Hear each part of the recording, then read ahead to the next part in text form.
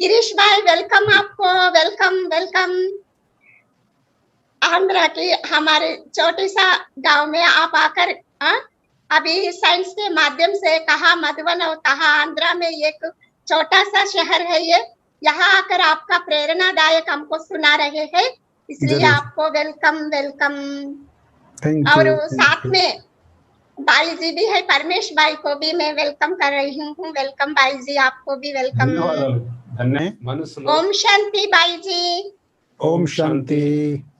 आप ज्ञान में कैसे आए, कहाँ से आपको ज्ञान प्राप्त हुई, ज्ञान में आने का प्रेरणा क्या था आपका जीवन में, ये सब बातों को जी ये सारी बातें मैं करूंगा। నేను జ్ఞానంలో ఎలా వచ్చానో ఏ విధంగా వచ్చానో ఈ అన్ని విషయాలు నేను ఇప్పుడు మీకు వివరిస్తాను। मुझे बताया है कि मुझे अपना अनुभव कहना है। भाई बहनों का అందరి సోదరి సోదరులందరికీ हार्दिक धन्यवाद है। हार्दिक ధన్యవాదములు। वो इसलिए ఎందుకంటే कि आज एक बहुत ही विशेष दिन है। ఈ రోజు ఒక విశేషమైన రోజు। विशेष दिन यह है, విశేష దినం ఏంటంటే कि आज गुरु पूर्णिमा ఈ है। రోజు గురు పూర్ణిమ। हमारे सद्गुरु మన సద్గురు అయిన బాబా शिव बाबा, उसके प्रति ఆయన పట్ల हम लोग सभी మనం అందరము भाई बहन అన్నయ్యలు అక్కయ్యలు हृदय से श्रद्धांजलि दे रहे हैं। హృదయంతో శ్రద్ధాంజలి అర్పించుకుంటున్నాం। मैं कई बार, నేను అనేక సార్లు, बल्कि ऐसा कहिए कि बार बार घड़िया అనుకోండి, यह सोचता हूँ, ఇది ఆలోచిస్తూ ఉంటాను, यह विचार करता हूँ ఈ ఆలోచన నడుస్తూ ఉంటుంది कि बाप दादा ने यह ईश्वरीय परिवार, ఈ ఈశ్వరీయ పరివారం कितना अद्भुत परिवार बनाया। అద్భుతమైన ఈ పరివారం, दुनिया में ऐसा कोई उदाहरण ప్రపంచంలో అలాంటి ఏ ఉదాహరణ లేదు, बिल्कुल नहीं हो सकता। అసలు ఉండదు కూడా। संसार में ప్రపంచంలో किसी के परिवार में ఏ పరివారములైనా 100 लोग, 100 మంది, 50 लोग 50 మంది हो सकते हैं, ఉండవచ్చు। लेकिन हमारे परिवार में మన పరివారంలో 25-30 लाख लोग आ गए। 25 లక్షల మంది, 26 లక్షల మంది వచ్చేశారు।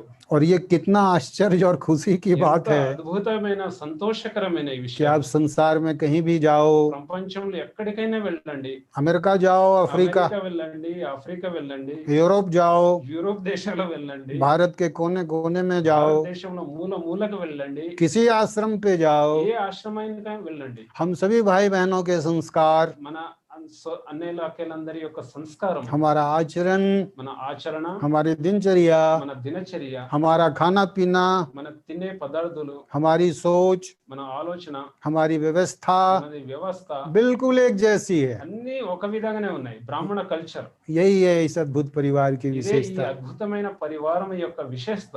इस परिवार को शिव बाबा ने क्रिएट किया। ఈ పరివారాన్ని శివబాబా గారు రచించారు। हम सभी మనమందరం पद्मा पदम भाग्यशाली పదం భాగ్యశాలి बाबा के बच्चे हैं। తండ్రి పిల్లలము। कभी भी किसी भी रूप में, ఎప్పుడైనా ఏ రూపంలో అయినా, किसी भी प्रकार की निराशा, ఏ విధమైన నిరాశ संगम युग में సంగమ యుగములో अपने दूर दूर तक आने नहीं देना है। మన దగ్గర దూరం వరకు రానివ్వకూడదు। संसार में ప్రపంచంలో हमसे श्रेष्ठ, మనకంటే సర్వశ్రేష్టమైన వారు, हमसे भाग्यशाली, మనకంటే భాగ్యశాలి, हमसे अच्छा, మనకంటే మంచివారు, हमसे आनंदमय, మనకంటే ఆనందకరమైన వారు, हमसे शांत మనకంటే శాంతివంతమైన दूसरा कोई नहीं, మరెవ్వరు లేరు, कदापि नहीं। ఉండజాలరు కూడా। तो आप सभी भाई बहनों के मन में అక్కేలు అన్నయ్యల యొక్క మనసులో अगर कभी कोई निराशा, ఒకవేళ ఎప్పుడైనా నిరాశ వచ్చినట్లయితే, अगर कोई हताशा ఏదైనా ఉదాసి आवे, ఒకవేళ వచ్చినట్లయితే तो इन बातों को याद करना है విషయాలను స్మరణ చేసుకోండి। और अपने आप को शक्ति देना है, మనని శక్తిని ఇస్తూ ఉండాలి, अपना एम्पावरमेंट करना है। మన ఆంతరిక శక్తిని వికాసం చేయాలి। संगम युग का मतलब है సంగమ యుగం అనగా అంటే अपने आप को शक्तिवान बनाना, స్వయం శక్తిశాలిగా अपने आप को शक्तिशाली बनाना। స్వయాన్ని స్వయం శక్తిశాలిగా తయారు చేసుకోవాలి। अपने आप को शक्तिशाली बनाने का मतलब స్వయాన్ని స్వయం శక్తిశాలిగా తయారు చేసుకోవాలి అంటే कि हमेशा ఎల్లప్పుడు हमें यह याद रहे, స్మృతి ఉండాలి, हम ये अनुभव करते रहें ఈ అనుభవం చేస్తూ ఉండాలి, कि मैं हूँ आत्मा। నేను ఆత్మను। हमें अपने शरीर को भुला कर रखना है, మనం మన శరీరాన్ని మర్చిపోయి అభ్యాసం చేయాలి, हमें अपने आत्मिक स्वरूप में रहना है మనం మన యొక్క ఆత్మిక స్మృతిలో ఉండాలి, और अपने मन में शिव बाबा को बसा के रखना మన है। మనసులో శివబాబాని ఇముడిపోయి ఉండాలి, ఇముడ్చుకోవాలి। शिव बाबा ने अपनी सारी शक्तियां శివబాబా యొక్క సర్వశక్తులు हमें दे दी है। మనని ఇచ్చేశారు, ऐसा कुछ नहीं जो बाबा ने हमें नहीं दिया। ఇంకేమీ మిగలేదు బాబా మనకి ఏదైతే ఇవ్వలేదు। इसीलिए అందుకనే संगम युग में సంగమ యుగములో हमें चोटी पर रहना है। మనం పిలక పైన ఉండాలి। हम जब इस ख्याल में बने रहेंगे మనం ఈ ఆలోచనలో ఉన్నట్లయితే तो हमारी उड़ती कला మనది విహరించే కళ होती रहेगी। నడుస్తూ ఉంటుంది।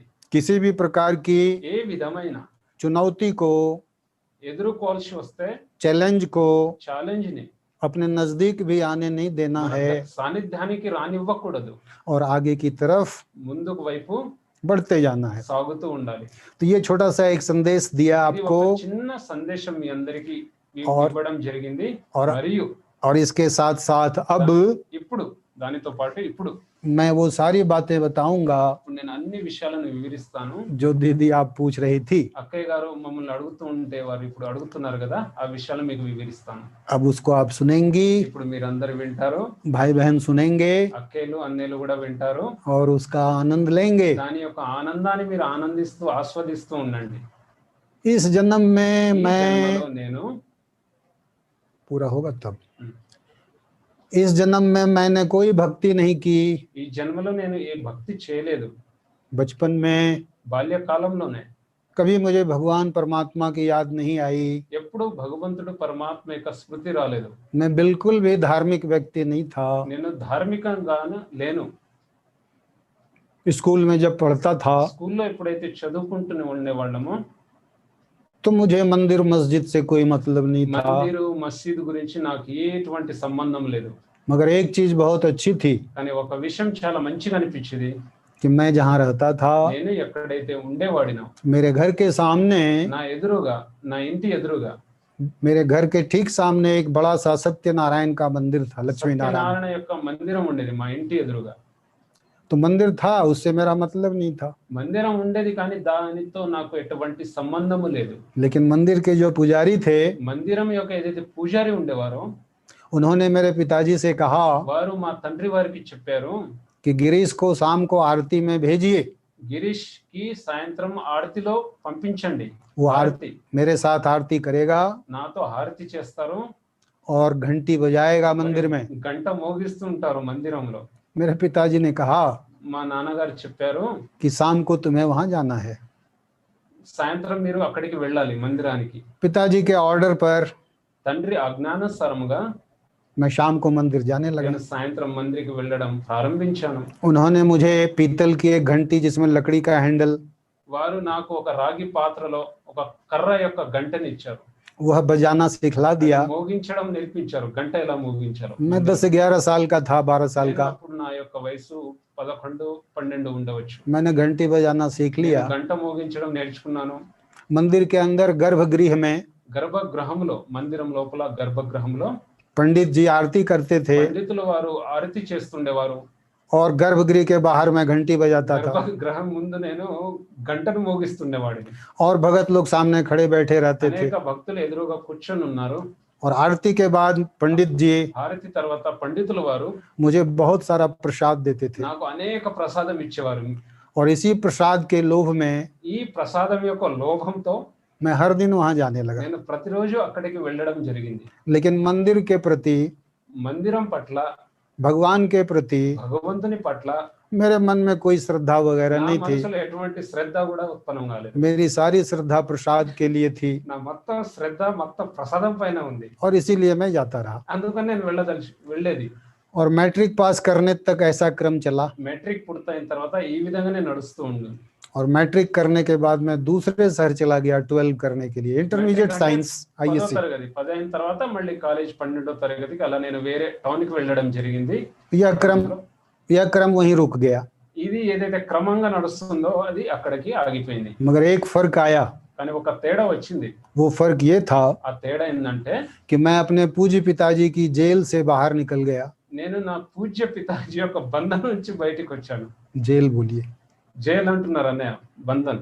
क्योंकि मेरे पिताजी ఎందుకంటే నా నాన్నగారు वही मेरे शिक्षक भी थे। వారే నాకు శిక్షకుడుగా ఉండేవారు. मैंने उसी स्कूल से मैट्रिक पास किया అదే స్కూల్లో నేను మెట్రిక్ పాస్ చేశాను. जहाँ मेरे पिताजी प्रिंसिपल थे। ఎక్కడైతే మా నాన్నగారు ప్రిన్సిపల్ గా ఉండేవారు అదే స్కూల్లో. यानी कि स्कूल में सारा दिन उनका कंट्रोल, ఎందుకంటే స్కూల్ రోజు మొత్తంలో కంట్రోల్ ఉండేది నా పైన. और घर में भी सारा दिन उनका ఇంట్లో कंट्रोल। కూడా కంట్రోల్ ఉండేది, కంట్రోల్ చేసేవారు. और पिताजी का संस्कार తండ్రి మా నాన్నగారి యొక్క సంస్కారము थोड़ा सा हिटलर टाइप था। కఠినంగా ఉండేది.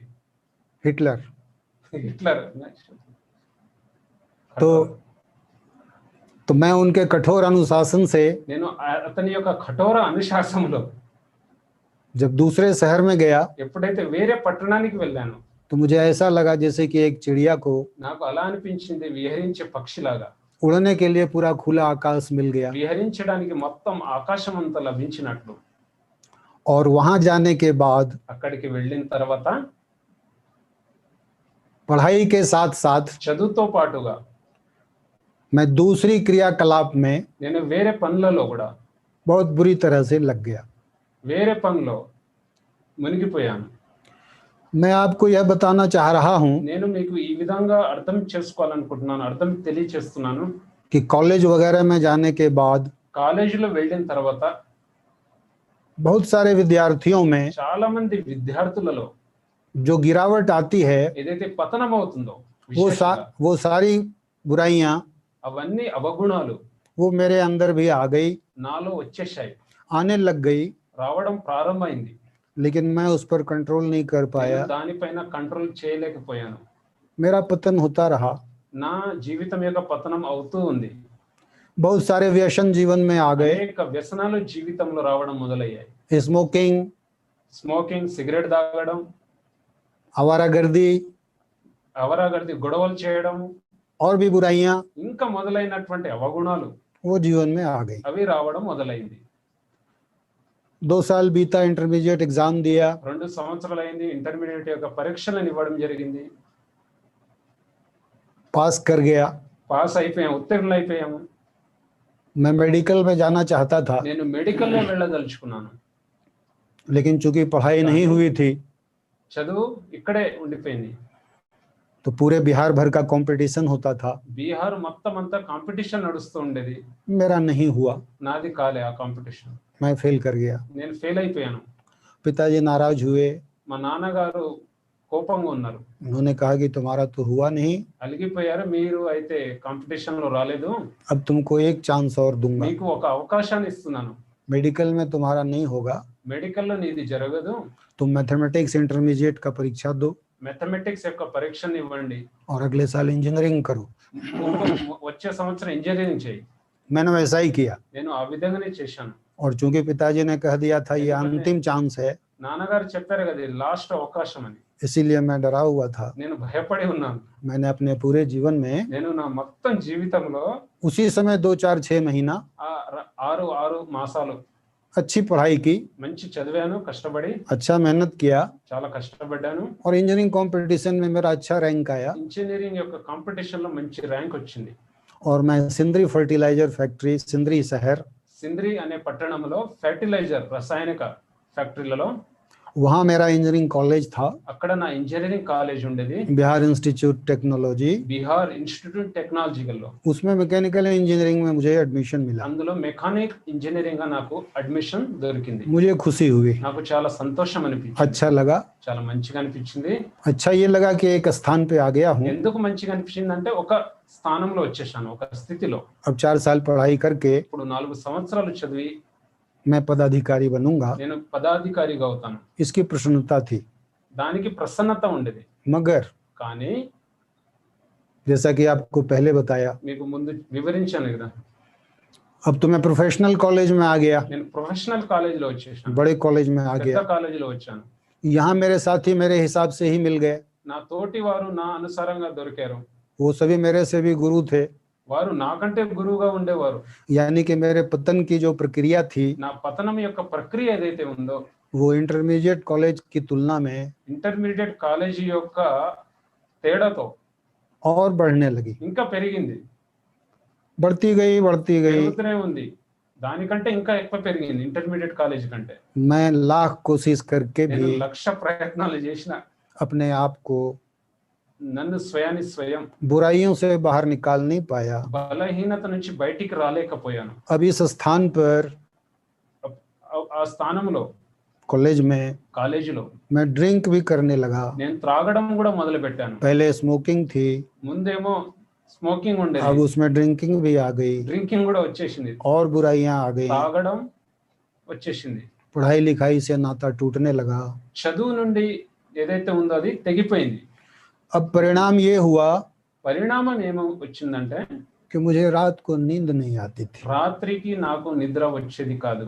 मैं ये सोच रहा था నేను ఏ విధంగా ఆలోచిస్తూ ఉండేవాడినంటే कि मेरे साथ ये क्या हो रहा है। నాతో ఏం జరుగుతుంది. मेरे पिताजी, మా నాన్నగారు, मेरे दादा, నా తాతగారు, मेरे घर के लोग, మా యొక్క ఇంటి పరివారం అందరూ उसमें से कोई भी व्यसन नहीं करता। ఎవరు వ్యసనాలకి దాసులు అవ్వలేదు. मुझे ये क्या हो रहा है, నాకేమైంది, मैं कैसे इन सभी चीजों से हटूं। నేను ఈ వస్తువుల నుంచి ఎలా దూరంగా ఉండాలి. कोई रास्ता नजर नहीं आता ఏ था, దారి కనిపించేది కాదు, परेशानी बढ़ती जाती थी। చాలా టెన్షన్ అయిపోయేది. इसी क्रम में एक दिन ఈ క్రమంలోనే ఒక రోజు हम अपने शहर सिंदरी में సింద్రి అనే పట్టణంలో अपने दोस्तों के మా साथ మిత్రులతోటి कॉलेज के बाद शाम को సాయంకాలం, కాలేజ్ అయిన తర్వాత సాయంకాలము इंडस्ट्रीज की कॉलोनी में घूम रहा था। కంపెనీ ఇండస్ట్రీస్ యొక్క కాలనీలో నేను తిరుగుతూ ఉన్నాను. घूम क्या रहा था, भटक रहा था। ఏం తిరుగుతుండేవాడిని, పరిభ్రమిస్తుండేవాడిని. उसी भटकने के क्रम में ఆ పరిభ్రమిస్తున్న క్రమంలో मैंने एक साइन बोर्ड देखा నేను పైన ఒక బోర్డు చూశాను, సైన్ బోర్డు. जिसमें एक बच्चा श्री कृष्ण, ఒక చిన్న బాలుడు శ్రీకృష్ణుడు, जिसके हाथ में एक गोला है అరచేతిలో వైకుంఠం గ్లోబు ఉంది, और पैर से वो नरक को लात मार रहा है। కాళ్ళతో ఆయన నరకాన్ని కాళ్ళతో తంతున్నారు.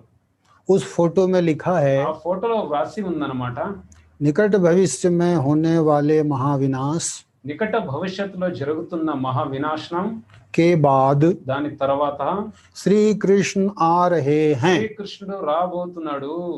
उस फोटो ने मुझे अपनी ओर ఆ ఫోటో తన వైపు खींच लिया। నన్ను ఆకర్షించింది. मेरे दिमाग में जैसे किसी ने हथौड़ा मारा। నా మస్తిష్కంలో మనసులో ఎవరో సుత్తె కొట్టినట్టు मैं उस जगह खड़ा होकर के बार बार पढ़ता నేను रहा। ఒక్కడే నిల్చొని घड़िया घड़िया చదువుతున్నాను. मेरे साथी आगे बढ़ गए, నా తోటి ఉన్న వా మిత్రులు ముందుకు వెళ్ళిపోయారు. दूर से वो मुझे आवाज दे रहे थे దూరం నుండి వాళ్ళు నన్ను పిలుస్తున్నారు, कि क्या कर रहे हो, आओ। ఏం చేస్తున్నాం, రా రా అని. मैंने उनको कहा कि नहीं, तू इधर आ। నేను వాళ్ళకి చెప్పాను, మీరు ఇక్కడికి రండి. वो आए मेरे पास। వారు వచ్చారు నా దగ్గరికి. मैंने कहा कि देख क्या लिखा है। నేను చెప్పాను, చూడు ఏం రాసింది బోర్డు పైన. उन लोगों ने पढ़ा, వారు చదివారు కూడా. निकट भविष्य में होने वाले महाविनाश के बाद నికట భవిష్యత్తులో జరుగుతున్న మహా వినాశనం తర్వాత शीघ्र ही శీఘ్రంగా श्री कृष्ण आ रहे అతి हैं। శీఘ్రాతి శీఘ్రంగా శ్రీకృష్ణుడు రాబోతున్నారు. मैंने उनसे पूछा, నేను వారికి అడిగాను, अरे भाई श्री कृष्ण कहाँ आ रहे हैं, అరే భయ్, ఒరే అన్నయ్యలు, ఎక్కడ శ్రీకృష్ణుడు వస్తున్నారు, कब आ रहे हैं, ఎప్పుడు వస్తున్నారు, ये क्या लिखा है। ఇది ఏం రాసి ఉంది. उन लोगों ने कहा कि देखो भाई दिमाग खराब వాళ్ళు मत करो, చెప్పారు, మా బుద్ధి పాడు చేయకు, हम लोग जा रहे हैं, మేము వెళ్తున్నాము. तुमको अगर जानना है श्री कृष्ण कब आ रहे हैं మీకు ఒకవేళ తెలుసుకోవాలనుకోండి శ్రీకృష్ణుడు ఎప్పుడు వస్తున్నా అంటే तो इस घर में जाओ ఈ ఇంట్లో వెళ్ళండి, और उन लोगों से जाके पूछो। వాళ్ళకి వెళ్ళి అడగండి. वो चले गए వాళ్ళు వెళ్ళిపోయారు. और मैं उस घर में प्रवेश कर నేను गया। ఆ ఇంటిలో ప్రవేశించాను. वह सिंदरी का हमारा आश्रम था, ఆ ब्रह्मा సింద్రి कुमारी। యొక్క పట్టణంలో ఆ బాబా సెంటర్ ఉండేది, బ్రహ్మకుమారిస్. मैं अंदर गया, నేను లోపలికి ప్రవేశించాను. अंदर में देखा कि 2-4 भाई हैं, లోపల చూశాను, 3-4 అన్నయ్యలు ఉన్నారు, बहन बैठी है, అక్కయ్య కూడా కూర్చొని ఉంది, सुषमा बहन जी। సుష్మా అక్కయ్య గారు. आश्रम है तो उन्होंने मेरा स्वागत किया। ఆశ్రమం కాబట్టి నా యొక్క స్వాగతం చేశారు. मैंने कहा कि बहन जी ये बाहर श्री कृष्ण आ रहे हैं लिखा है, అక్కయ్య, బయట బోర్డులో శ్రీకృష్ణుడు రాబోతున్నాను రాసి ఉంది, तो कब आ रहे हैं। ఆయన ఎప్పుడు వస్తున్నారు. उन्होंने कहा कि हाँ ठीक है बैठो। కూర్చోండి, ఇప్పుడు చెప్తాం, కూర్చోండి అన్నారు అక్కయ్య గారు. उसके बाद बहन ने దాని తర్వాత అక్కయ్య గారు एक भाई से कहा ఒక అన్నయ్యతో చెప్పారు, कि जितेंद्र इसको समझाओ। ఆ అన్నయ్య పేరు జితేందర్, ఈయనకు అర్థం చేయించు అని అన్నదనమాట. उस कमरे में दीवार में फोटो लगे हुए थे, ఆ యొక్క రూమ్ లో ఫోటో ఉందన్నమాట, బాబా చిత్రాలు. प्रदर्शनी के सारे चित्र लगे थे। ప్రదర్శన యొక్క చిత్రాలన్నీ వేలాడు ఉంది. वो भाई मुझे एक एक करके ఆ चित्र అన్నయ్య గారు बताता। నాకు ఒక్కొక్క చిత్రం గురించి వర్ణిస్తూ ఉన్నారు. पहले शिव बाबा, ముందు శివ బాబా, फिर 3 लोक, తర్వాత 3 లోకాలు, फिर आत्मा। ముందు ఆత్మ. मेरा ध्यान लग नहीं रहा था, నా ధ్యాన బుద్ధి తగిలేది కాదు అక్కడ. इन बातों में लग नहीं ఈ रहा था। విషయాల్లో కనెక్షన్ అయ్యేది కాదు. मैं तो जानना चाह रहा था कि श्री कृष्ण कब आ रहे हैं। నేను తెలుసుకోవాలనుకుంటున్నా శ్రీకృష్ణుడు ఎప్పుడు వస్తున్నారని. तो जब वो शिव बाबा की महिमा का गुणगान कर रहा था, శివ బాబా యొక్క మహిమ గుణగణాలు చేస్తున్నారో तो मन में मैं सोच रहा था कि भगवान की ये महिमा मैं भी जानता हूँ, భగవంతుడి యొక్క మహిమ నాకు కూడా తెలుసు. ये नया क्या बता रहा है। కొత్తగా ఏం చెప్తున్నారు వీళ్ళు. और इस प्रकार से वो चलता गया, मैं ఈ चलता విధంగా गया। ఆయన చెప్తా ఉన్నారు, నేను కూడా ఆయన తోడు తోడు వెళ్తూ ఉన్నాను ముందుకి. जब वो शिव और शंकर में आया अंतर, శివ శంకరుని యొక్క తారతమ్యం అనే చిత్రములు దగ్గర వచ్చినప్పుడు वो समझा रहा, मेरा दिमाग इधर उधर भटकता रहा, ఆయన అర్థం చేస్తున్నారు, నా యొక్క బుద్ధి ఏదైతే ఉందో అటు ఇటు పరిపరి విధాలుగా పరిభ్రమిస్తుంది. लेकिन उसकी एक बात मेरे कान में आई కానీ అతని ఒక విషయం నా యొక్క చెవులో పడ్డది. कि देखिए शिव में और शंकर में अंतर है, చూడండి, శివుని మరియు శంకరుని యొక్క మధ్య వ్యత్యాసం ఉంది. दोनों एक नहीं है, दोनों दो है। ఇద్దరు ఒక్కరు కాదు, ఇద్దరు ఇద్దరు. मैंने कहा अरे क्या, फिर बोलो, అదేంటి మళ్ళీ చెప్పు, फिर से बोलो। మళ్ళీ చెప్పు. मैंने उसका हाथ पकड़ लिया, నేను అతని చేయి పట్టుకున్నాను. उसने कहा हाँ देखो। చూడండి రెండిటి చిత్రాలు, बोला चित्र को देखो। చిత్రాన్ని చూడమన్నారు. मैं देखने लगा, నేను చూస్తూ ఉన్నాను. उसने कहा शंकर को शरीर है, శంకరునికి శరీరం ఉంది, దేహం मैंने ఉంది. कहा है शरीर है। ఉంది. कहा शिवलिंग को देखो, మళ్ళీ అడిగారు, శివుని చూడు, इसको शरीर है। శరీరం ఉందా శివునికి? मैंने कहा नहीं, इसको शरीर नहीं है। లేదు, ఈయనకు శరీరం లేదని చెప్పారు. तो बोला ये अशरीरी है, ఈయన అశరీరి, ये शरीरधारी है। ఈయన శరీరధారి శంకరుడు. तीसरा आंख खोलेगा तो विनाश होगा, మూడో నేత్రం తెరుచుకున్నట్లయితే వినాశనం और అవుతుంది. शिव का मतलब कल्याण करने वाला। శివుని అనగా కళ్యాణకారి. और जब भी तुमको दुख हुआ तो तुमने भगवान को बुलाया, ఎప్పుడైతే నీకు దుఃఖం కలిగిందో అప్పుడు భగవంతుని పిలిచారు. तो भगवान को लोग सुख देने बुलाते हैं, భగవంతుడు సుఖాం కోసం కోరుకుంటారు, और शंकर विनाश करता है दुनिया। శంకరుడు వినాశనం చేస్తారు.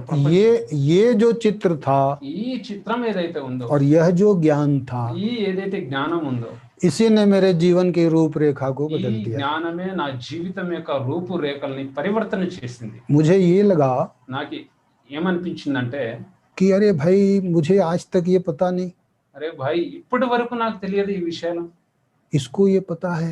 ఈయనకి ఈ విషయం తెలుసు. मेरे मन में अपमान का बहुत बोध आया, నా లోపల అపమానం యొక్క ఫీలింగ్ కలిగింది లోపల. मुझे लगा कि मैं कैसा मूर्ख आदमी हूँ, నేను ఎలాంటి మూర్ఖుణ్ణి, ये तो बिल्कुल सच बता ఈయన रहा है। సత్యాతి సత్యమైన విషయం తెలియజేస్తున్నారు. सबसे बड़ा सत्य यही है। అసలైన సత్యం ఇదే. और उसके बाद मेरा पूरा దాని ध्यान తర్వాత నా యొక్క పూర్తి ధ్యానము सारे बचे हुए चित्र पे चले गए। మిగిలిన యొక్క చిత్రాలపైకి వెళ్ళింది.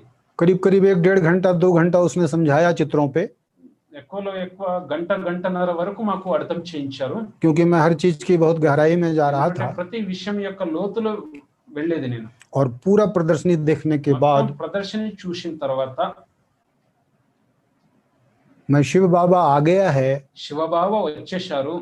शिव बाबा का ज्ञान है, శివబాబా యొక్క జ్ఞానము. बाबा ब्रह्मा के तन में आ गया। బాబా గారు బ్రహ్మ తనువులో ప్రవేశించారు. ये घटना थी 5 अप्रैल 1977, ఈ ఘటన 5 ఏప్రిల్ 1977లో, यानी कि 40 साल पहले 40 సంవత్సరాల ముందు. 77 అంటే దాని ముందు 40 సంవత్సరాల शिव ముందు बाबा ब्रह्मा के तन में आ गए। శివ బాబా బ్రహ్మ తనువులో వచ్చేశారు. और मुझे आज पता चला, నాకు ఈ రోజు తెలిసిందా, 40 साल बाद 40 సంవత్సరాల తర్వాత एक बार फिर से మళ్ళీ ఇంకోసారి बहुत जोर का झटका నాకు లోపల తీవ్రంగా मेरे मन को लगा। మనసుని ప్రకంపనం చేసింది. मैंने भाई को कहा నేను అన్నయ్యకి చెప్పాను, कि बाबा मुझे 40 साल बाद मिला। బాబా నాకు 40 సంవత్సరాల తర్వాత దొరికారా. वो पुराना भाई था, ఆయన పాత అన్నయ్య ఉండేవారు. उसने कहा तुमको ड्रामा समझाया, వారు చెప్పారు, మీకు డ్రామా అర్థం చేస్తారు, तेरा पार्ट ही शुरू हुआ है आज నీ से। యొక్క పార్టే ప్రారంభమైంది ఈ రోజు. मैंने कहा हाँ ये तो ठीक है। ఇది కరెక్టే. अर्थात అనగా उसी दिन అదే రోజు నుంచి 5 अप्रैल 1977 5 ఏప్రిల్ 1977 నుంచి फिर मैंने पिछली दुनिया में मुड़कर नहीं నేను देखा। వెనక ప్రపంచం తిరిగి చూడలేదు. 5 अप्रैल 1977 5 ఏప్రిల్ 1977 और आज 24 जुलाई ఈ రోజు 2021 జూలై 2021 వరకు बीच का ये समय మధ్య ఏదైతే సమయం ఉందో, सिर्फ बाबा కేవలం बाबा, బాబా బాబా తప్ప మరేది లేదు. दूसरा कुछ नहीं किया, ఇంకా ఏమి చేయలేదు. बस నడుస్తూనే ఉంది. ज्ञान योग धारणा सेवा. జ్ఞాన యోగము ధారణ సేవ. अब बीच में आपको लगेगा कि मैं तो पढ़ाई कर रहा था. మధ్యలో మీకు అనిపించి ఉండొచ్చు మేము చదువుకుంటున్నామని. पढ़ाई का क्या हुआ? చదువు ఏమైందని క్వశ్చన్ రావచ్చు.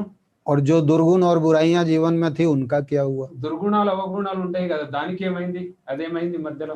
तो आपको बहुत अच्छा लगेगा ये सुनकर మీకు చాలా మంచిగా అనిపించొచ్చు ఈ విషయాలు విని. कि 5 अप्रैल 1977 को 5 ఏప్రిల్ 77లో जीवन के जितने मोटे मोटे दुर्गुण थे, జీవితంలో ఏదైతే పెద్ద పెద్ద దుర్గుణాలు ఉన్నాయో, जितने व्यसन थे, ఏదైతే వ్యసనాలు ఉండేవో, जितनी बुराइयां थी, ఏదైతే బలహీనతలు అవగుణాలు ఉన్నాయో अगले दिन नहीं आई.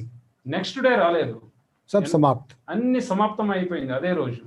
हाँ, 63 जन्मों के जो विकार हैं, 63 జన్మల ఏదైతే వికారాలు ఉన్నాయో, जो 5 विकार हैं, ఏదైతే 5 వికారాలు ఉన్నాయో उसको समाप्त करने के लिए अभी तक संघर्ष है. సమాప్తం చేయడానికి ఇప్పటి వరకు పురుషార్థం నడుస్తుంది. लेकिन जिन बुराइयों और कमजोरियों के कारण ఏ బలహీనత అయితే, ఏ అవగుణాలు అయితే जीवन में बहुत दुख अशांति దాని थी, కారణంగా జీవితంలో చాలా దుఃఖపడాను, वह खत्म हुआ. అవి సమాప్తం అయిపోయాయి. जीवन में बहुत आनंद आया, జీవితంలో చాలా ఆనందం అనిపించింది, बहुत खुशी आई. చాలా సంతోషం వచ్చేసింది. जब मैं आश्रम से निकल रहा ఎప్పుడైతే था నేను ఆశ్రమం నుంచి బయటికి వెళ్తున్నాను 5 अप्रैल को, 5 ఏప్రిల్కి, तो बाहर सड़क पर चलते वक्त రోడ్డు పైన నడుస్తూ ఉన్నప్పుడు मुझे ऐसा लग रहा था నాకు ఎలా అనిపిస్తుందంటే कि मैं अपने पैरों से नहीं चल रहा हूँ. నేను నా కాళ్ళతో నడవట్లేను. ऐसा लग रहा है ఎలా అనిపిస్తుందంటే जैसे मैं हवा में उड़ रहा हूँ. నేను గాలిలో తేలియాడుతున్నట్లు. क्योंकि मेरे मन में ఎందుకంటే నా ये మనసులో बात, ఈ విషయము ये घुस गई కూర్చుంది. कि मैं हूँ नारायण, నేను నారాయణ, श्री नारायण. శ్రీ నారాయణ. 5000 वर्ष पहले 5000 సంవత్సరం ముందు मैं ही था नारायण. నేనే నారాయణగా ఉండేవాడు. अभी मैं इस रूप में हूँ, ఇప్పుడు నేను ఈ రూపంలో ఉన్నాను. मगर फिर से मुझे वही बनना है, నేను మళ్ళీ అదే కావాలనుకుంటే, क्योंकि मेरा पार्ट ये फिक्स है. ఎందుకంటే నా పార్ట్ ఇది ఫిక్స్. तो ये जो भाव था मन में, ఈ ఏదైతే భావన కలిగి ఉందో మనసులో, गहराई से बैठ गया. లోతుగా వెళ్ళిపోయింది. और बाद के जीवन में దాని తర్వాత జీవితంలో चैलेंजेज आए. పరీక్షలు వచ్చాయి. वो परीक्षाएं क्या थी ఆ పరీక్షలు ఏంటంటే वो बताना जरूरी है, చెప్పడం తప్పనిసరి. वो भी आप सुन लीजिए. ఇది కూడా మీరు వినండి. मेरा कॉलेज सिंदरी, నా సింద్రి కాలేజ్ ఏదైతే ఉందో, और मेरे लौकिक पिता वहां से 18 किलोमीटर दूर झरिया कोलफील्ड, నా లౌకిక తండ్రి అక్కడి నుంచి 18 కిలోమీటర్ దూరంలో జరియా కోల్డ్ ఫీల్డ్, वही स्कूल, అది స్కూల్ అన్నమాట. 18 కిలోమీటర్ దూరంలో, सिर्फ 18 किलोमीटर. కేవలం 18 కిలోమీటర్ మాత్రమే. 2-4 महीने के बाद 3-4 నెలల తర్వాత पिताजी को मालूम चला మా నాన్నగారికి తెలిసింది कि गिरीश किसी ब्रह्मा कुमारी के चक्कर में फंस गया. గిరీష్ బ్రహ్మకుమారి యొక్క చక్రంలో వచ్చేశాడు. उन्होंने ब्रह्मा कुमारियों के बारे में सुना था, వారు బ్రహ్మకుమారి గురించి విని ఉన్నారు. और आप सभी को पता है మీ అందరికీ తెలుసు कि 1977 में 1977లో और उससे पहले దాని ముందు हमारे आश्रम का మన ఆశ్రమం యొక్క पब्लिक इमेज పబ్లిక్ యొక్క ఇమేజ్ कैसा था मालूम है? ఎలా ఉండేది బయట ప్రపంచం వారి तो मेरे पिताजी भी डर गए, మా నాన్నగారు కూడా భయపడ్డారు, घबरा गए. కలత చెందారు. और एक दिन वो मेरे यहाँ आ गए हॉस्टल. ఒక రోజు మా దగ్గరకు వచ్చేసారు హాస్టల్లో. मेरे सुपरिंटेंडेंट से मिले, సూపరింటెండెంట్ తో కలిశారు. उनसे मेरे बारे में पूछा. మా గురించి వారు అడిగారు. उन्होंने कहा कि हाँ, आपका लड़का पता नहीं सुबह వారు सुबह చెప్పారు, మీ అబ్బాయి ఉదయమే सुबह 3-4 बजे निकल जाता है 3-4 గంటలకు వెళ్తారు, और 8 बजे 9 बजे तक आता है. 8-9 గంటల లోపు వచ్చేస్తారు. पढ़ाई लिखाई में उसका उतना इंटरेस्ट देख नहीं रहे, చదువులో అంత ఇంట్రెస్ట్ చూడలే. और उस समय मैं हॉस्टल में नहीं था, నేను ఆ సమయంలో హాస్టల్లో లేను, मैं आश्रम पर ही था. నేను సెంటర్ లోనే ఉండేవారు. और मेरे पिताजी हॉस्टल आए हुए थे, మా నాన్నగారు హాస్టల్ వచ్చి ఉన్నారు, मेरा इंतजार कर रहे थे. నా కోసం వేచి ఉన్నారు. करीब आधे 1 घंटे से గంట అయిపోయింది, అర్ధ గంట. फिर मैं वहां पहुंचा. నేను అక్కడికి చేరుకున్నాను. तो पिताजी को देख के मैं डर गया నాన్నగారిని చూసి నేను భయపడ్డాను. कि पिताजी क्यों आ गए. నాన్నగారు ఎందుకు వచ్చారు? पिताजी ने कुछ नहीं कहा. నాన్నగారు ఏం చెప్పలేదు. उन्होंने कहा, गिरीश तुम्हारी माँ बीमार है, వారు చెప్పారు, గిరీష్ మీ అమ్మ రోగగ్రస్తులుగా ఉంది, तुमको इसी समय मेरे साथ నీకు चलना ఈ है. క్షణమే నాతో రావాలి. उनका ऑर्डर था. ఆయన ఆజ్ఞ ఉంది, नहीं मानने का सवाल ही नहीं था. ఇంకా ఒప్పుకునేదనే ప్రశ్నే లేదు అక్కడ. मैं उनके साथ चल पड़ा, నేను వారితో వెళ్ళడం జరిగింది. और फिर मैं आ गया నేను వచ్చేసాను झरिया शहर में अपने घर, झरिया అనే యొక్క పట్టణంలో మా ఇంట్లో. బిహార్ बिहार में. ఇది బీహార్ లో అన్నమాట. బీహార్ झरिया అనే పట్టణంలో. तो घर में आ गया, माँ बहन सब थे घर में. అక్కేలు అన్నయ్యలు అందరూ ఉన్నారు ఇంట్లో పరివారం అమ్మ ఉంది अब ये घटना बता देता हूँ, ఈ ఘటన नहीं बताने से भी चलेगा लेकिन आपको बता देता हूँ। మీకు చెప్తాను तो फिर पिताजी ने मेरे हाथ पैर रस्सी से बांधे మా నాన్నగారు కాళ్ళు చేతులు తాడుతో కట్టేశారు నాకు और एक मोटा सा डंडा खोजा। ఒక పెద్ద కర్ర పట్టుకున్నారు टीचर थे तो घर में डंडा रखते थे ప్రిన్సిపాల్ కదా టీచర్ కాబట్టి కర్ర ఉంచుకునే అలవాటు ఉండే स्टूडेंट को पीटने के लिए, ఎందుకంటే విద్యార్థులు కొట్టేవారు ఆ టైంలో वो डंडा लाए ఆ యొక్క కర్ర తెచ్చారు और जितना उनके मन में गुस्सा था, ఎంతెంత ఆయన మనసులో ప్రెషర్ ఉండేదో मेरी पिटाई कर कर के నన్ను కొట్టి కొట్టి కొట్టి गुस्सा निकालते रहे। కోపం తీస్తా ఉన్నారు मुझे एक ही चीज कहते रहे నాకు ఒకే ఒక విషయం చెప్పేవారు कि तुम आश्रम छोड़ेगा कि नहीं ये बताओ। మీరు సెంటర్ వదులుతారా లేదా ఇది చెప్పు నాకు और पता नहीं मेरे अंदर కానీ నాకు తెలియదు నా లోపల क्या शक्ति घुस गई थी। ఏ శక్తి అయితే వచ్చిందో मैंने हर बार उनको कहा నేను ప్రతి విషయంలో అతనికి చెప్పాను कि अब तो सवाल ही पैदा नहीं होता पिताजी। ప్రశ్నే ఉత్పన్నం కాదు నాన్నగారు और जैसे ही ये उत्तर दूं ఎప్పుడైతే ఈ సమాధానం చెప్తానో కొట్టుడు పైనుండి और ये चलता रहा आधा एक घंटा, ఇది గంట అర్ధ గంట వరకు నడుస్తూనే ఉంది నాతోటి मेरा शरीर पूरा दर्द से टूट रहा था। నా యొక్క శరీరం బాగా వాపుపోయింది मेरे నొప్పితో मेरे मन में आया कि भाई నా మనసులో వచ్చింది इस तरीके से तुम्हें मर जाऊंगा। ఈ విధంగా కొట్టినట్లయితే నేను చనిపోతాను मैंने एक बहाना किया, నేను ఒక సాకు చెప్పాను मैं रोता तो था ही, నేను ఏడ్చేవాడిని मैंने कहा कि मुझे बाथरूम जाना है। నేను చెప్పాను నేను బాత్రూమ్ వెళ్ళాలి पिताजी को लगा कि नहीं बाथरूम इसको जाने देते हैं, బాత్రూమ్ అయినా పంపిద్దామని అనుకున్నారు बाथरूम रोकना ठीक नहीं। तो उन्होंने अलाउ कर दिया, हाथ पैर खोल दिया కాళ్ళు చేతుల నుంచి తాడు తీసేసి ఎలా చేశారు బాత్రూమ్ వెళ్ళడానికి और मैं बाथरूम में चला गया, నేను బాత్రూమ్ వెళ్ళాను दरवाजा बंद किया। దర్వాజా బంద్ చేశాను अब उस समय का जो बाथरूम है आपको मैं बताता हूँ। బాత్రూమ్ మీ అందరికి తెలుసు क्लीनिंग के लिए पीछे भी एक छोटा सा डोर होता था, క్లీనింగ్ కోసం వెనక నుంచి కూడా ఒక డోర్ ఉండేది పాత కాలంలో उधर से मेहतर आते थे అక్కడి నుంచి లేబర్ వస్తుండేవారు पीछे से गली से होके గల్లీ నుంచి और साफ सफाई करते थे। క్లీనింగ్ చేయడానికి క్లీనింగ్ చేసేవారు వెనక నుంచి बस बाथरूम में घुस के छिटके नहीं బాత్రూంలో लगाया వెళ్ళి గడ వేసేసాను और पीछे के उसी दरवाजे से कूद के వెనక मैं, దారి నుంచి జంప్ చేసి పారిపోయా वो जो मैं भागा, ఏదైతే నేను పరిగెత్తాను मैं आज तक वापस नहीं आया। నేను మళ్ళీ తిరిగి ఈ రోజు వరకు తిరిగి వెళ్ళాను बाबा बाबा बाबा। బాబా బాబా బాబా और आपको बहुत आश्चर्य होगा మీకు చాలా అద్భుతంగా వచ్చు ఈ విషయం यह जानकर ఈ విని कि मेरे पिताजी भी लौट कर दोबारा मेरे మా पास నాన్నగారు नहीं आए। తిరిగి నా దగ్గరికి రాలేదు నేను తిరిగి వెళ్ళలేదు ఆయన తిరిగి మా దగ్గరికి రాలేదు उन्होंने मेरी पढ़ाई का खर्च बंद कर दिया। ఆయన నా యొక్క చదువు యొక్క ఖర్చులు బంద్ చేశారు अब आप ఆఫ్ सोचिए, చేశారు. మీరు ఆలోచించండి विचार कीजिए, ఒక్కసారి ఆలోచించండి 20-21 साल का एक लड़का 20-21 సంవత్సరాల ఒక యువకుడు जो हॉस्टल में है, హాస్టల్లో ఉండేవారు कॉलेज की फी, కాలేజీ కూడా ఉండేది कमरे की फी, కమరే రూమ్ది मेस का फी, మ్యాథ్స్ ఒక किताब कॉपी, పుస్తకాలు ये सारे खर्चे పెన్నులు ఇవన్నీ ఖర్చులు जो पिताजी भेजते हैं उससे चलता है, ఫీజులు అవన్నీ ఖర్చులు పంపించే వాళ్ళు దానికి वो నడిచేది सारा बंद हो गया। అవన్నీ ఆపేశారు एक महीने तक जब पैसा नहीं ఒక్క आया, నెల వరకు ఎప్పుడైతే డబ్బులు రాలేదో मैं समझ गया నేను అర్థం చేసుకున్నాను कि उन्होंने जो कहा था ఆయన ఏదైతే చెప్పారో कि अगर तुम आश्रम नहीं छोड़ोगे మీరు ఆశ్రమం వదలకపోతే तो तुम्हारी पढ़ाई का खर्चा बंद। మీ చదువు యొక్క ఖర్చులు బంద్ చేసేస్తాం और वो हो गया। అది అయింది అట్లనే और इसके बाद దాని తర్వాత ఏదైతే అయిందో नेचुरली నేచురల్ मुझे సహజంగా कोई डर नहीं लगा, నాకు ఏ భయం అనిపించలే लेकिन फिर भी అయినప్పటికీ కూడా अब जीने के लिए, జీవితాన్ని జీవించడానికి जीविकोपार्जन के लिए జీవితాన్ని జీర్ణించడానికి मुझे प्रयत्न करना था, నాకు ప్రయత్నం చేయాల్సి ఉండేది पढ़ाई भी करनी थी, చదువుకోవాల్సి కూడా ఉండేది आश्रम भी जाना था, సెంటర్ కూడా వెళ్ళేది आध्यात्मिक जीवन जाना था। ఆధ్యాత్మిక జీవితంలో కూడా వెళ్ళేది ఉండే घनघोर कठिनाइयों का सामना నలువైపుల ఘోరమైన సమస్యలు मुझे करना पड़ा, నాకు ఎదుర్కోవాల్సి ఉండే क्योंकि मैं आपको बता दूं, ఎందుకంటే మీకు చెప్తున్నాను मैं अपने నేను నా हॉस्टल के कमरे में హాస్టల్ యొక్క రూమ్ లో अपने हाथ से खाना भी बनाता था, నా చేతులతోటి స్వయం భోజనాన్ని తయారు చేసేవాడిని क्योंकि मैं मेस में नहीं खा सकता था। ఎందుకంటే నేను బయట తినేవాడిని కాదు यानी कि मुझे 2-3 घंटे आश्रम, నేను 2-3 गंటలు సెంటర్లలో 1-1.5 घंटा भोजन बनाना, గంటన్నర భోజనం తయారు చేయడంలో और फिर 9 से लेके 5 तक कॉलेज, 9 నుంచి 5 గంటల లోపు ఈ కాలేజీ సమయం और फिर ईश्वरीय सेवा प्रदर्शनी। ఈశ్వరీయ సేవ ప్రదర్శని पढ़ने के लिए मेरे पास वक्त नहीं होता था, చదువుకోవడానికి నా దగ్గర సమయం ఉండేది కాదు मैं जीविकोपार्जन के लिए ट्यूशन कर रहा था, నేను कोचिंग। పొట్టకుటి కోసం ట్యూషన్ చేస్తుండేవాడు, बच्चों को पढ़ाता था। పిల్లలకి చదువు నేర్పుతుండేవాడిని.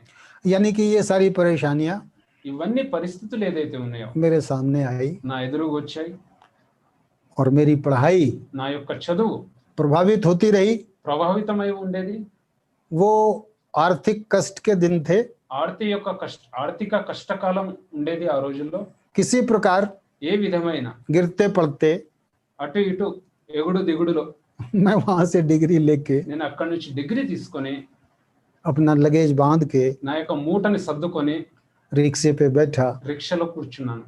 और हॉस्टल से హాస్టల్ నుంచి आश्रम में आ गया। సెంటర్ లో వచ్చేసాను, బాబా ఇంట్లో. हॉस्टल से आश्रम, హాస్టల్ నుంచి ఇంట్లో, బాబా ఇంట్లో వచ్చాను. लौकिक तो कुछ बचा नहीं था। లౌకికం లేదు, మిగిలిలేదు. बहन से अनुमति ले ली थी। అక్కయ్య గారితో అనుమతి తీసుకున్నాను. उन्होंने कहा था कि हाँ तू यहाँ आ जा। మీరు ఇక్కడికి రావచ్చు, రండి మీరు అని. 1980 में 1980లో 3 సంవత్సరాల తర్వాత मैं आश्रम पे आ गया నేను సెంటర్ లో వచ్చేసాను. और 22 बरस तक वहाँ रहा। 22 సంవత్సరాల వరకు సెంటర్ లో ఉన్నాను. ईश्वरीय सेवाएं करता रहा। ఈశ్వరీయ సేవ చేస్తూ ఉన్నాను. और फिर 2002 में 2002లో ज्ञान सरोवर జ్ఞాన సరోవరంలో आ गया వచ్చేసాము. और अब यहाँ सेवाएं दे रहा हूँ। ఇక్కడ సేవ ఇస్తున్నాను. और यही है मेरी आध्यात्मिक यात्रा। ఇదే నా ఆధ్యాత్మిక యొక్క యాత్ర. आज बहुत अच्छा लगता है, ఈ రోజు చాలా మంచిగా అనిపిస్తుంది, बहुत खुशी होती है చాలా సంతోషం అనిపిస్తుంది. कि अगर कोई कमजोरी आती ఏదైనా ఒక బలహీనత వచ్చినట్లయితే और मैं वापस लौकिक पिता के पास लौट जाता తిరిగి లౌకిక తండ్రి దగ్గర వెళ్ళాను అనుకోండి, तो आज पता नहीं मैं किस गंदी नाली में पड़ा रहता। ఈ రోజు నాకు తెలియదు నేను ఏ అశుద్ధ యొక్క కాలువలో పడి ఉండేది, మురికి కాలువలో. आज ఈ రోజు बाबा ने బాబా గారు विश्व के ग्लोब पे విశ్వం యొక్క గ్లోబ్ పైన बिठा दिया है కూర్చుండబెట్టారు. और ऐसा एहसास होता है, ఇలా అనుభవం అవుతుంది, ऐसी फीलिंग आती है ఇలా ఫీలింగ్ అనిపిస్తుంది कि जहां तक जाना चाहता हूं, ఎక్కడికి వరకైతే వెళ్ళదలుచుకున్నాను, जिस ऊंचाई तक जाना चाहता हूं, ఎక్కడైతే ఉన్నతమైన స్థితిలో వెళ్ళదలుచుకున్నాను वहां तक पहुंच जाऊंगा। అక్కడ వరకు చేరుకుంటాను. अब मैं रुकता हूं। ఇప్పుడు నేను ఆపుతాను. आप सभी का बहुत धन्यवाद। మీ అందరికీ చాలా చాలా ధన్యవాదములు. ओम शांति। ओम शांति, ओम शांति। ओम हम शांति। 2002-3 में साथ में थे ना, एक कमरे में. हाँ राइट सेवा में। ओम शांति। ओम बात कीजिए। ओम भाई शांति। जी, आपका तो जीवन का अनुभव तो हर एक सुनना ही सुनना है। जी आजकल की युवकों को तो जरूर सुनना है। जी बहन जी। कैसे आजकल टीनेज के एज में कैसे कैसे बुराइयां आ जाते हैं जीवन में, अपने आप आ जाते हैं बुराइयां, तो ये जी संग बहन का दोष तो जरूर पड़ता है। लेकिन बहन जी। उसी बीमारियों के बीच या उसी व्यसनों के बीच आप रह कर के भी इस आध्यात्मिक मार्ग में चल पड़ा, इतनी ऊंची स्टेज तक पहुंच गया।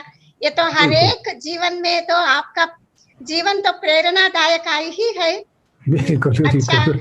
अभी आप मधुबन में रह रहे हो, बाबा जी की बहन जी। छत्र छाया मिल गया, ये तो जी। बहुत खुशी की बात है। जी और बहन जी। आपका वो जो पुरुषार्थ का सार है, जो जी। पुरुषार्थ मार्ग में आपने जो भी एक्सपेरिमेंट किया है, वो जी। हम सबको भी बताइएगा। हम भी इजीली अपने आप आगे बढ़ने के लिए आपकी जीवन की सार तोड़ा में बताना। बिल्कुल बहन जी। अभी हाँ, अभी 7:30 तक है. अच्छा, 7:30 7:30 तक चलेगा। हाँ, हाँ, ठीक है। 7:30 तक। ठीक चल रहा है। है ठीक है बहन जी। ट्रांसलेशन ठीक है? ट्रांसलेशन मिल रहा है बहन जी, बढ़िया। बोलिए पूछिए। हेलो। ట్రాన్స్లేషన్ ఓకేనా మీ అందరికి? తెలుగు हाँ, clarity గా ओके ओके भाई जी, ओके हाँ ओके, ठीक है great. ठीक है बहन जी। ठीक है। तो क्या हुआ कि मैं जो बाबा का बना, ఎప్పుడైతే నేను బాబా వారికి అయ్యానో, या बाबा ने मुझे अपनी गोद में लिया, బాబా తమ ఒడిలో ఎప్పుడైతే చేర్చుకున్నారో, इतने शक्तिशाली तरीके से लिया ఎంత శక్తిశాలి విధంగా తయారు చేసుకున్నారు అంటే, कि मेरे सामने में నా ఎదురుగా दूर दूर तक దూరం వరకు माया खड़ी नहीं रह सकती थी। మాయ నిలవజాలదు. उसका प्रमाण है దాని యొక్క ప్రమాణం, ప్రూఫ్, कि రుజువు मैंने ఏంటంటే, पिताजी की बात నేను తండ్రి యొక్క మాట, और वो परिस्थिति में ఆ పరిస్థితి ఘడియలలో सिर्फ शिव बाबा का हाथ पकड़ा, కేవలం శివబాబా యొక్క చేయిని పట్టుకున్నాను. शिव बाबा के ऊपर में శివబాబా పైన भरपूर आस्था, సంపూర్ణమైన ఆస్థ, संपूर्ण विश्वास, సంపూర్ణమైన విశ్వాసము, इस चीज का संपूर्ण निश्चय ఈ దీనిపైన సంపూర్ణమైన నిశ్చయం, कि ये सारा ज्ञान ఈ మొత్తం జ్ఞానము सिवाय शिव बाबा के కేవలం శివబాబ మాత్రమే, दूसरा कोई दे नहीं सकता। ఇంకెవరు ఇవ్వలేరు కూడా। एक दूसरा इसका प्रमाण ఇంకొక రుజువు దీనిది, कि मैं 5 साल से నేను 5 సంవత్సరాల నుంచి व्यसन से छूटने की कोशिश कर रहा था, వ్యసనాల నుండి ముక్తులవ్వడానికి ప్రయత్నం చేస్తుండేవాడిని, मगर असंभव।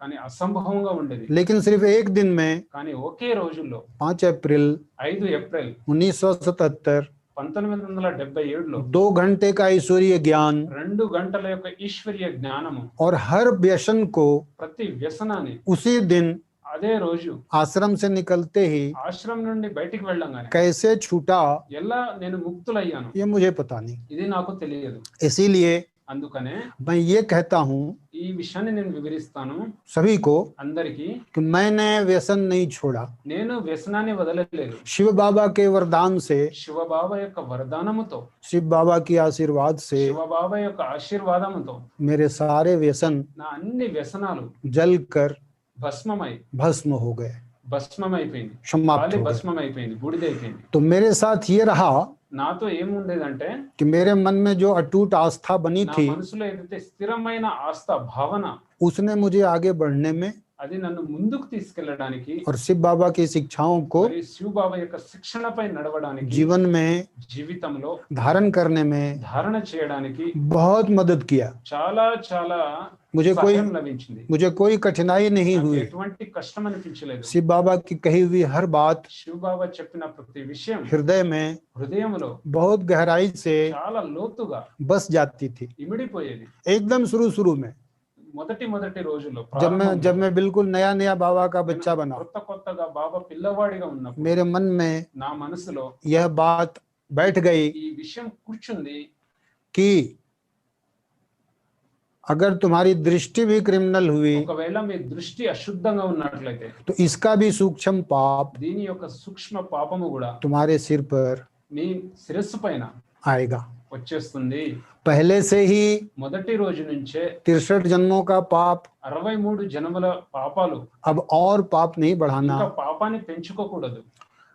इस चीज को लेकर के ఈ విషయం పైన मेरा बहुत ज्यादा अटेंशन చాలా జాగ్రత్త इस बात की तरफ ఈ रहता था విషయం పైన ఫోకస్ ఉండేది। कि कोई पाप न बने, ఏ పాపాలు జరగకూడదని, दृष्टि में दोष ना आए, దృష్టిలో దోషము రాకూడదని, और दृष्टि में दोष ना आए उसके लिए మరియు దృష్టిలో దోషం రాకుండా ఉండాలంటే దానికి आत्मिक दृष्टि ఆత్మిక దృష్టి, यानी कि आत्मा होने का भाव అనగా ఆత్మగా అయ్యే భావం, और आत्म अनुभूति करने की लगन ఆత్మ అనుభూతి చేసుకునేటటువంటి లగ్నము प्रारंभ के समय में ప్రారంభం యొక్క సమయంలో मुझे याद आता है నాకు స్మరణ వస్తూ कि ఉంటుంది। मैं हॉस्टल में నేను హాస్టల్లో रात को రాత్రి 2 बजे 3 बजे उठकर 2 గంటలకి 3 గంటలకి లేచి 5 मंजिल का मेरा हॉस्टल था, 5 అంతస్తుల యొక్క నా హాస్టల్ मैं ఉండేది। छत पे आ जाता था, నేను చెట్టు పైన నిలబడేది, एकांत में बैठ के ఏకాంతంలో కూర్చొని आत्म स्वरूप की अनुभूति में। ఆత్మ స్వరూపం యొక్క అనుభూతిలో उस समय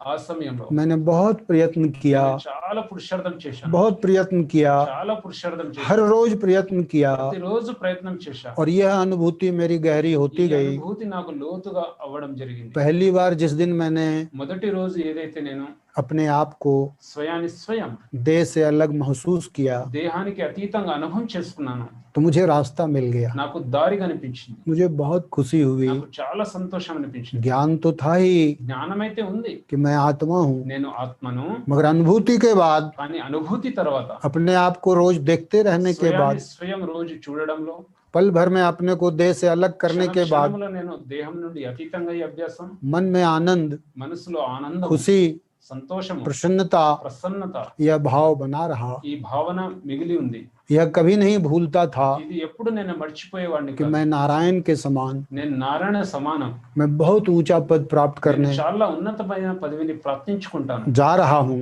వెళ్తున్నాను ప్రాప్తించుకోవడానికి। और मुझे మరియు నేను शिव बाबा का यह संदेश శివ బాబా యొక్క ఈ సందేశం पूरी दुनिया को देना है। యావత్ జగతికి ఇవ్వాలి। इसके लिए దీని కొరకు अपने पहले समय में దీని కొరకు నా మొదటి సమయంలో बहुत सारी प्रदर्शनी हमने అనేక ప్రదర్శన शहर में పట్టణాలలో शहर के चारों तरफ गांव में పట్టణాలు నలువైపులా గ్రామాలలో लगाया, పెట్టాము.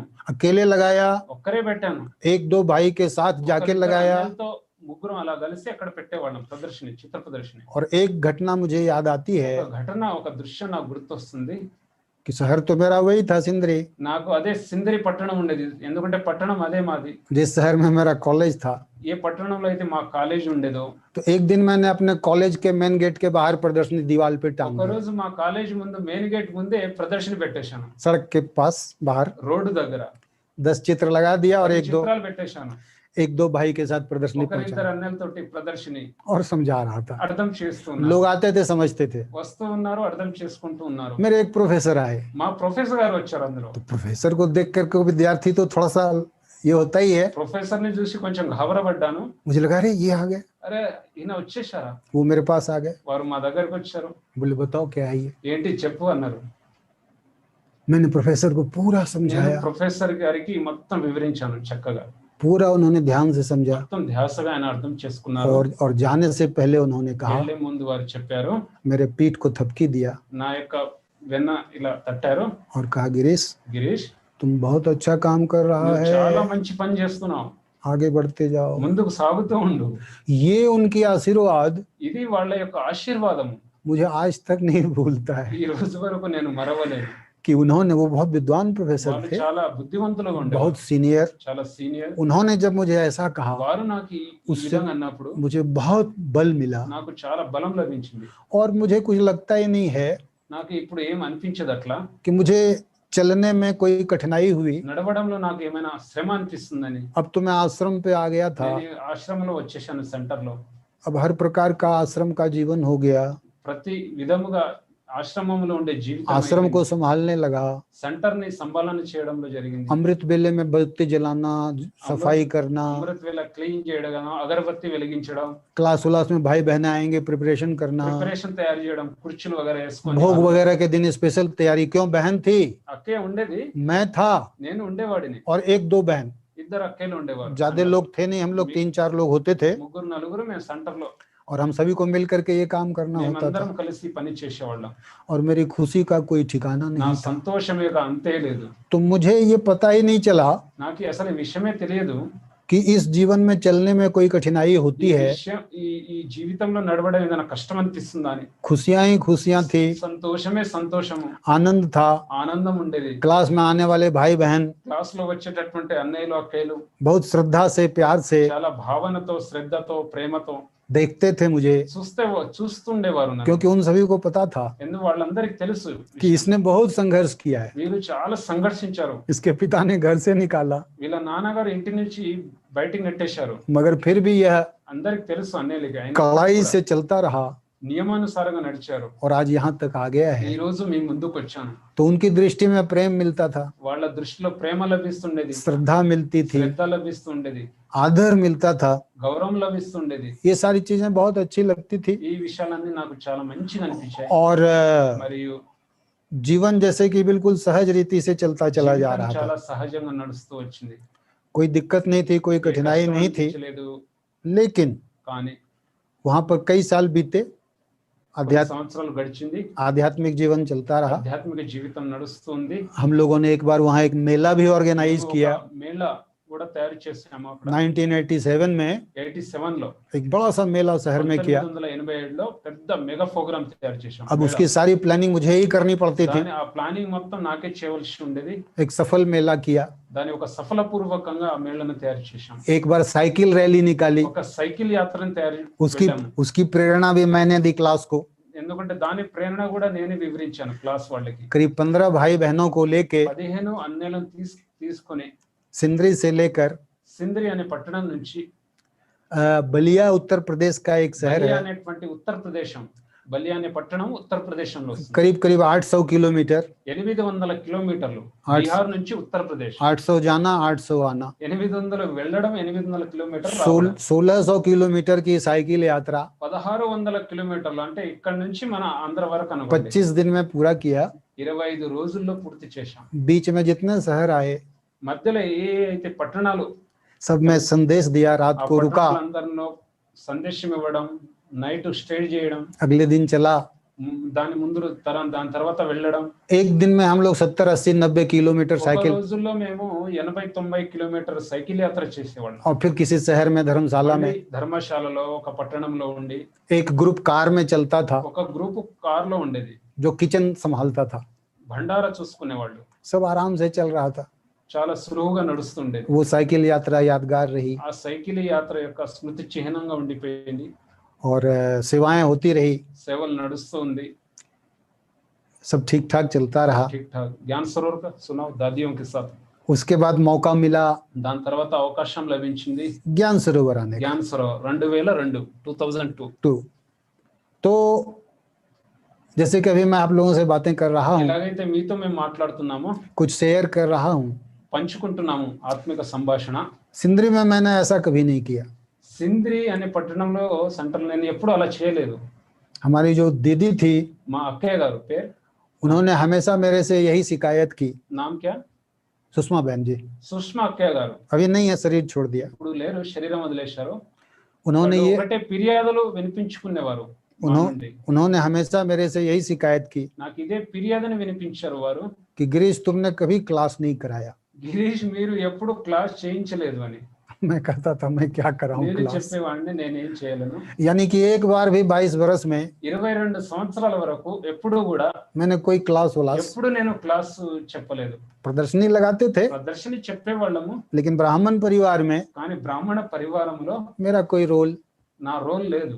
फिर मैं इधर आ गया. ఎప్పుడైతే నేను ఇక్కడికి వచ్చానో జ్ఞాన సరోవర్ లో, यहाँ से मेरा रोल चेंज हुआ. ఇక్కడ వచ్చిన తర్వాత నా పాత్ర చేంజ్ అయిపోయింది. मेरा रोल चेंज इसलिए हुआ నా పాత్ర ఎందుకు చేంజ్ అయిందంటే, कि मुझे भाग्य से, నా భాగ్యముతో, मेरा पदमा पदम भाग्य, నా పదమాపద భాగ్యముతో कि मुझे डिनीस बहन के साथ सेवा का अवसर मिला. నాకు డినిష్ అక్కయ్య గారితో సేవ యొక్క అవకాశం లభించింది. डिनीस बहन मतलब जिसने वैल्यू एजुकेशन बनाया. దినేష్ అక్కయ్య ఎవరు అంటే వాల్యూ ఎడ్యుకేషన్ అనే దాన్ని తయారు చేశారు. वैल्यू एजुकेशन मतलब कि आज भारतवर्ष के 10 यूनिवर्सिटी में వాల్యూ ఎడ్యుకేషన్ అనగా ఈ రోజు భారతదేశంలో 10 యూనివర్సిటీలలో यह कोर्स चल रहा ఈ है. కోర్స్ నడుస్తుంది. वह कोर्स 12 किताब 12 పుస్తకాలలో ఆ కోర్స్ ఉందండి. अंग्रेजी की, ఇంగ్లీష్ లో करीब 1,500 पेज, 1500 పేజీలు, फुल स्केप. Full page. मुझे दिनेश बहन ने उसका अंग्रेजी से నాకు हिंदी में దినేష్ అక్కయ్య గారు ఇంగ్లీష్ ని హిందీలో అనువాదం చేయడానికి वो जो काम किया मैंने, ఏదైతే ఆ పని చేశాను నేను, जिसमें मैंने 2 साल लिए నేను 2 సంవత్సరాలు తీసుకున్నాను అందులో. और उसकी बहुत गहराई में गया, దానికి చాలా లోతుగా వెళ్ళాను. उसी से मेरे मन के अंदर దాని వల్ల నా మనసులో ज्ञान की थोड़ी गहराई आई. జ్ఞానం యొక్క కొద్ది లోతుగా వచ్చింది.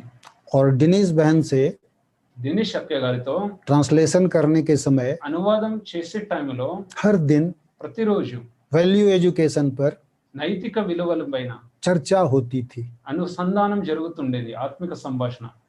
कोर्स का ट्रांसलेशन हो गया, కోర్స్ యొక్క ట్రాన్స్లేషన్ అయిపోయింది, किताबें छप गई, పుస్తకాలు ముద్రించారు, यूनिवर्सिटी में आ गई. యూనివర్సిటీలో వచ్చేసాయి.